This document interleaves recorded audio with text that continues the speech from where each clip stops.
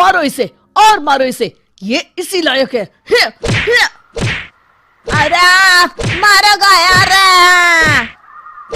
सरपंच जी, कालिया को चोरी करते हुए हम सब ने रंगे हाथ पकड़ा है।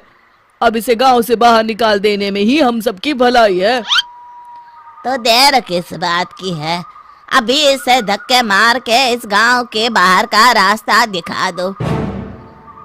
अरे सरपंच ऐसा मत करिए, मुझे एक मौका और दीजिए, मैं दोबारा कभी चोरी नहीं करूंगा।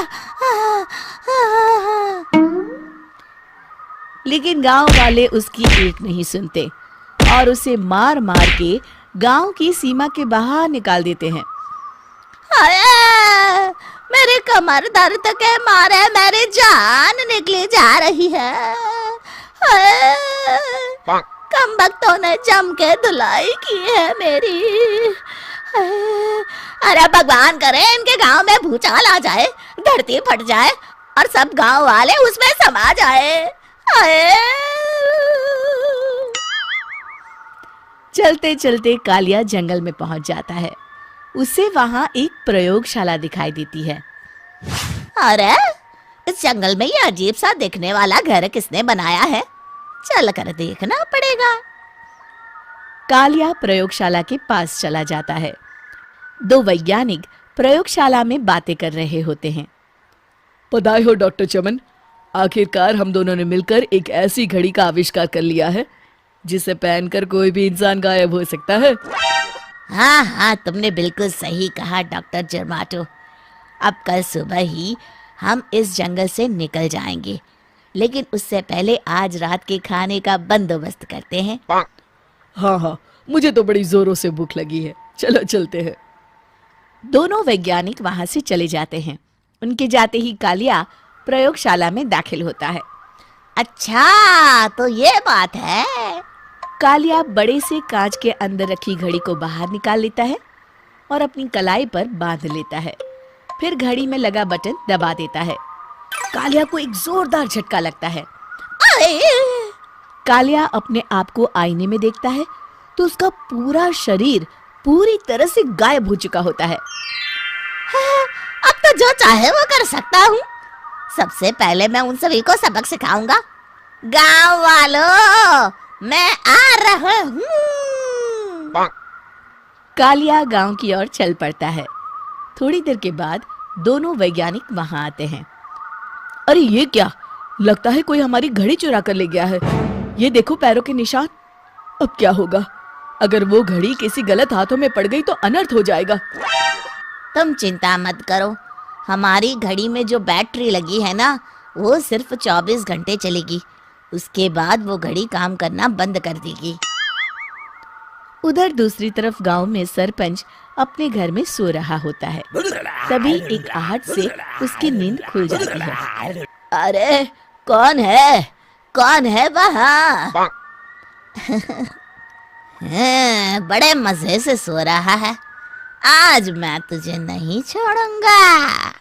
कालिया पास में पड़ा डंडा उठाकर सरपंच की पिटाई शुरू कर देता है। ये ले, और ये ले, तू इसी लायक है, ले।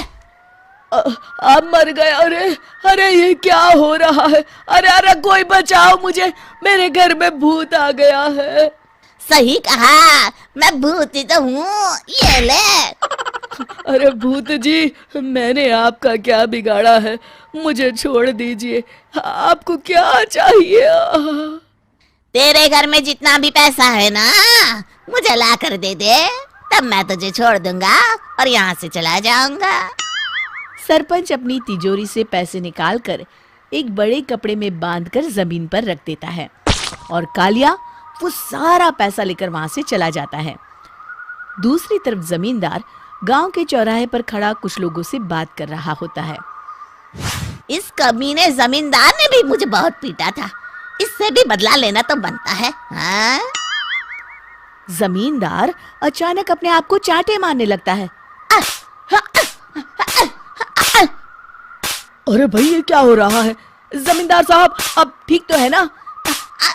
अरे मुझे नहीं पता भाई।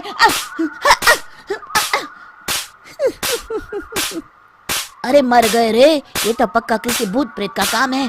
जमींदार के अंदर कोई भूत आ गया है।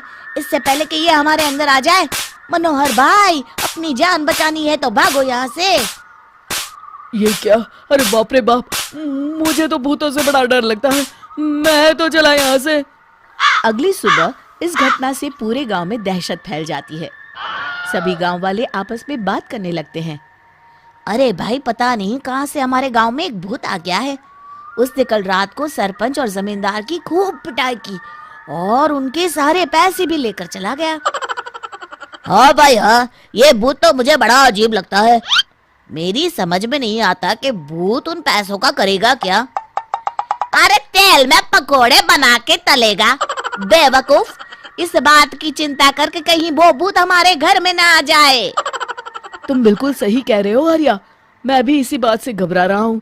अच्छा, अब मैं अपने घर जा रहा हूँ। तुम सब भी अपने अपने घर चले जाओ। उस भूत का कोई भरोसा नहीं है। हाँ। तीनों वहां से चले जाते हैं। दूसरी तरफ कालिया सारे पैसों को एक खंडर में छुपा देता है। इतने सारे रुपए तो मैंने अपनी पूरी जिंदगी में एक साथ कभी नहीं देखे। इस तरह कुछ दिनों में मैं अमीर बन जाऊंगा।